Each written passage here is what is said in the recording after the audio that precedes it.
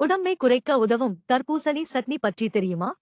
தேங்காய் எண்ணெய் 2 தேக்கரண்டி உளுத்தம் பருப்பு, கடுகு, வெந்தயம், சிவப்பு மிளகாய் 1 அரை கப், தர்பூசணி தோல் அரை கப், தக்காளி, உப்பு, பெருங்காயம், துருவிய தேங்காய்.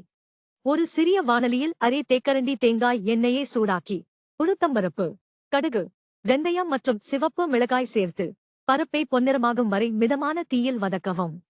அடி கனமான பாத்திரத்தில் அரை தேக்கரண்டி தேங்காய் எண்ணெயை சூடாக்கி நறுக்கிய தக்காளி மற்றும் தர்பூசணி தோலை சேர்த்து வதக்கவும். அடுத்து புளி, தேவையான உப்பு, சிறிது தண்ணீர் சேர்த்து மூடி வைத்து தர்பூசணி தோல் மென்மையாகும் வரை சமைக்கவும். பின்பு ஆறவிடவும். இப்போது அதில் பெருங்காயத்தை தூவி துருவிய தேங்காயைச் சேர்க்கவும். முதலில் வதக்கிய உளுத்தம்பருப்பு மற்றும் சிவப்பு மிளகாயை மிக்சியில் பொடியாக அரைக்கவும். அரைத்த கலவையில் சமைத்த தர்பூசணி தோல் கலவையைச் சேர்க்கவும். சிறிது தண்ணீர் சேர்க்கவும். இப்போது நன்கு அரைத்து பரிமாறவும். தர்பூசணி சட்னி ரெடி.